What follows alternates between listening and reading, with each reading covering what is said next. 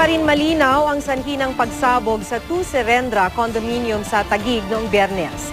Inaasahan namang makakatulong sa investigasyon ang sugatang tenant ng condo unit kung saan sinasabing nagmula ang pagsabog. May report si Bernadette Reyes. 3 araw nang nakalipas, blanco pa rin ang mga otoridad sa sanhi ng pagsabog sa 2 Serendra condominium sa Bonifacio Global City, Taguig. May binuo na ang interagency team para sa malalimang investigasyon.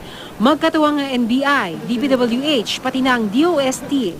Pero si Pangulong Aquino hindi naman daw naiinip. Kung may nilabas na resulta by now, sasabihin naman masyado nagmamadali at hindi thorough ang scientific investigation. Pero ang hinahabol namin tama.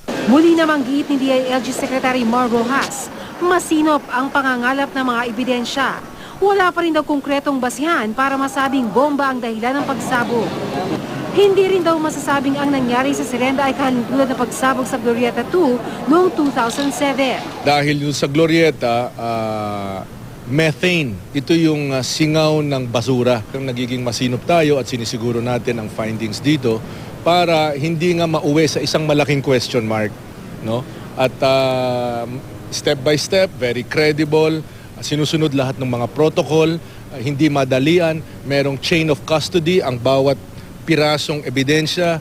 Sa mga susunod na araw, darating sa Pilipinas ang may-ari ng sumabog na Unit 501B na si Marian Caiton. Inaasahang makakatulong siya sa pag-usad ng investigasyon. On behalf of the Caiton family, we would like to express our deepest sympathy to the families of the victims of this tragedy.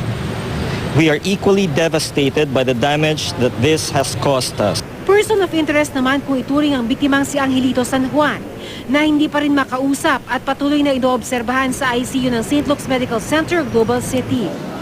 Paglilinaw ng mga otoridad, hindi siya suspect pero lubhang mahalaga ang kanyang magiging pahayag ukol sa insidente. We ask everyone for prayers for his speedy recovery. We also ask the authorities to do their best to arrive at a comprehensive, impartial, and fair investigation. Ayon sa abogado na si Attorney Raymond Fortun, sa unit ni Caiton pansamantalang tumuloy ang 63-year-old na biktimang si San Juan na galing sa Amerika. Dadalo raw sana kasi ito sa isang kasal. Hapon ng Biyernes nang ireklamo raw ni San Juan na hindi siya makahinga sa loob ng unit dahil walang kuryente. Kinagabihan naganap ang hindi inaasahan. The information given us was that there was an ongoing maintenance na nangyayari dun sa building and that the electricity only came back at 6 p.m. that same day. Kasunod ng trahedya, nagpapakatatag naman ang mga naulila ng 3 nasawing sakay ng delivery van na nabagsakan ng tumilapong pader. Ang di ko po maintindihan anong gagawin ko sa ngayon. Oo nga, tutulungan po kami. Pero may babalik ba nila yung buhay ng asawa ko? Or yung mga kasama nila, may maliliit din na anak yun eh. Ngayon, ang iniisip ko yung dalawa nga kasi mag-aaral.